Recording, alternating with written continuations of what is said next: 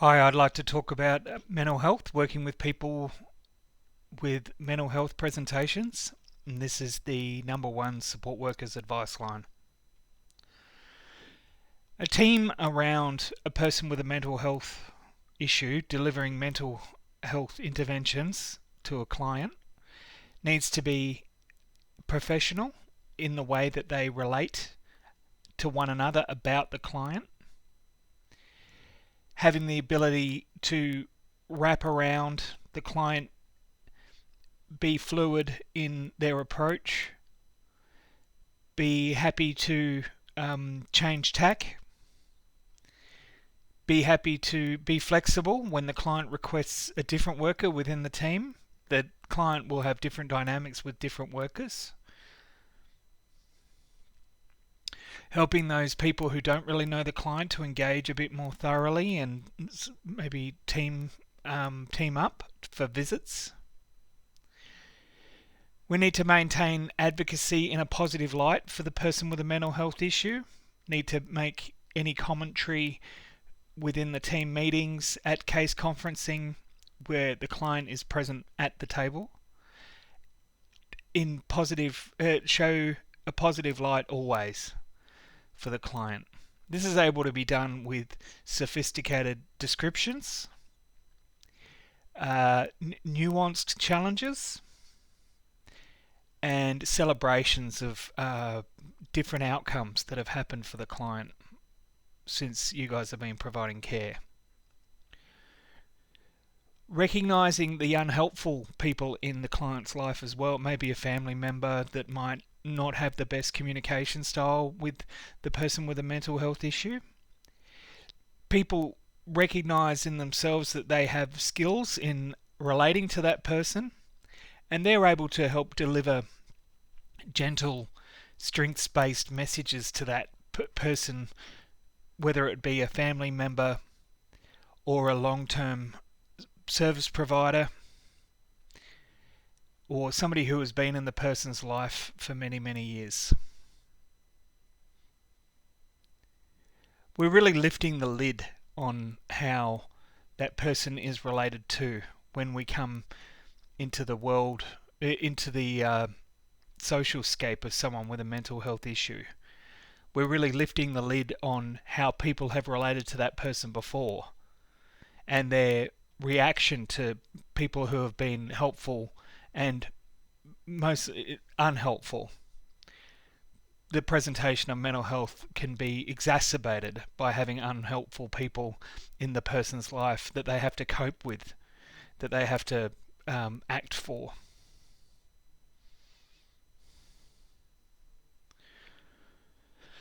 Being able to curb food intake for the client as well. The client may be prone to emotive eating or overeating, eating for medication to medicate. So they may be into junk food. They may be in a cycle of junk food. They may be craving fats and sugars and salts, these sort of foods which fill a need and dull our senses to a degree. How to have conversations with people about their addictions to junk food, their addictions to high carbohydrate foods such as bread or cakes, things that they might get in the community, things that they might raid the pantry for. They may overeat, they may secret food, they may secret food into their mouths when people aren't watching. Generally, bread is a big one. Out in the community, we might walk past pastries or cakes, milkshakes, particular brands of junk food which people can become obsessed with. It's the ease of gaining it. You get it at a drive-through, and clients may have had the experience of having carers that utilize junk food as a reward system to enable the client to either de-escalate or participate in group settings, so they can calm down and be on some sort of level. The client is also more often than not able to escalate behaviour to get that reward, e.g., from the fast food outlet. Curbing food for the client. We might have chats with the client about how to do something different. There may also be a organic deficit for the client. There may be potassium. For instance, there might be a potassium deficiency in their diet. They might zinc. These after a prolonged amount of junk food, these and lack of nutrition. It might be that the person's in a cycle of just craving this to fill what could be nutritional deficits. Great to get a GP on board, maybe recommend vitamins, nutritionalists. But the expertise is really not there for people to have really challenging conversations with people about their dietary intake. People with a lesser capacity than the mainstream. People dare not venture into those troubled waters for fear of escalating the client, escalating behaviours. There's a bit to be considered in getting the correct nutrition for the client. Connecting client with others out in the community. There might be like a workshop, or there's usually many sort of group options that the person can link into. Some phenomenons I've been involved with men's groups for people with intellectual disability, which has been a really profound thing, which I'll go into in the group work pod down the track. Other than that, people out in the community, their neighbour, connecting with the neighbour, inviting people. I'm big on hospitality, so inviting people over to the person's house, making sure that the house is in good order and able to accommodate guests, and we're able to get the logistics together to have a meal over and introduce, entertain new people, and new ideas come with new people. Preventing ownership of the client. Some clients have a history of challenging behaviour, and only one carer can relate and de-escalate, and there's a mythology might be around that person who's been in the person's life for 10 plus years, shoulder to the grind, working for many years in a particular setting. These are helpful at giving the person an anchor, but in a professional sense they may not be healthy. That needs to be supervised, assessed, intervened with and supervised for healthy conduct. More often it is, but we should look at all the dynamics that are there for put a fresh lens on all the dynamics that are around the person with a mental health issue.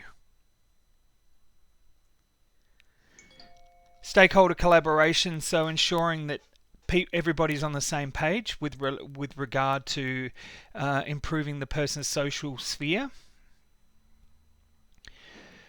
Making sure that we're giving good information to the psychiatrist at the psychiatrist appointment, so they can inform their medication regimes. More often, we're living in great times where the psychiatrist would prefer to see people's social stand and environments improve, and they cut back on medications and the litany of the cocktails of medications that a person might be used to. Any intervention in the last 5 years is better than any care that the person has ever had with the technology of medicines and the insights and theory revelations of um, social health over um, organic presentations. Promoting independence in the client, having those conversations with the client whereby they can travel down to the shops on their own, and give them a task that involves being out in the community. You could pull up in your car and have the person go and fulfill a list of shopping and have them shop on their own, do those interactions. There's an exposure that could happen to enable the person to this. That's a goal that can be worked toward, and that's an idea there.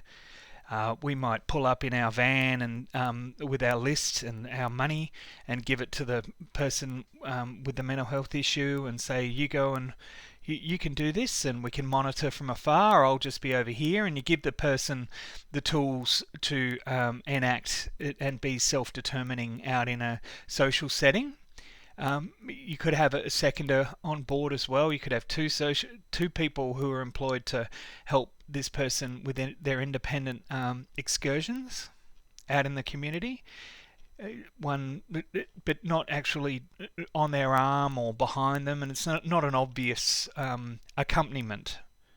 Making the accompaniment really respectful and standoffish, but letting the client know that you're available to intervene should anxiety get high, if that's prone, or there's a misunderstanding in communication, this sort of thing. So sending on errands, sending the person down to the letterbox to assist with the administration of their support setting or their psychosocial support. Connecting.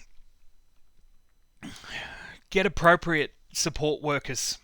So make sure that the support workers are well versed in not only the client, but how to engage with the client. They're engaged with strength-based practice. Their needs privy to the support worker. Transportation, being thorough and in our analysis of where that person would like to go, making sure that we can be flexible in creating opportunities for people, getting in the car and traveling out into nature, traveling into a different environment. That's a really important thing to do. We all sort of need that within ourselves, is some time out in nature to explore and feel ourselves in nature. We can accompany a person with a mental health issue out there. Maybe one-on-one needs to happen so that the person can absorb it of their own time and they don't feel entrapped in a group outing setting. These things need to be considered.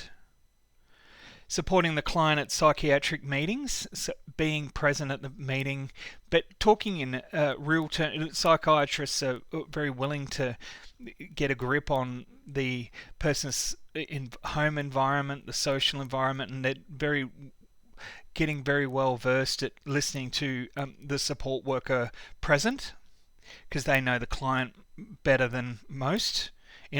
But are able, not necessarily that, but are able to articulate their needs in a more professional manner, strengths-based, with a positive bent, moving toward the hopeful outcomes for the person with a mental health issue, and then they'll medicate accordingly. And that's out of your hands. As soon as you're done with a psychiatric setting, you go to the chemist and get all that in a Webster pack for medications, and just make sure that medication regime is ticking over, and if there's any instructions from the psychiatrist as to it levelling out, you give that to the pharmacist. That's their role, is to ensure that is in the Webster pack correctly.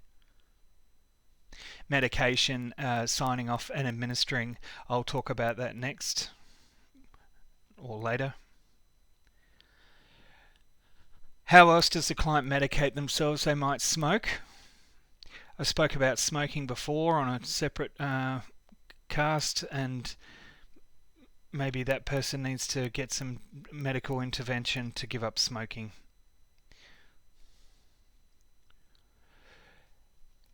Get the client into a presentable state. So assisting the client to fix their clothing, acquire clothing, accompany you to get clothing, get to the barber, get to the hairdresser, assist the person. Some people don't want to wash. How do we work with that? Maybe buying more new clothes more often, having that. We could strategize a goal to assist the person to be in fresher clothes, yet doesn't have to shower. There's a few different nuances to that, and happy to discuss. Comment on a person's appearance in a positive light and improve on the frequency of that. So really advising the client that presentation is pretty much everything. As far as self-esteem, how we present out in the community, who we may be likely to meet out in the community, the quality of person that will come near us if we are addressed appropriately. We can talk about shoes, so the image of the person. Anyway, so there's some ideas on working with mental health. There's plenty more. This is the first in the subheading of mental health, and looking forward to your feedback. Thanks.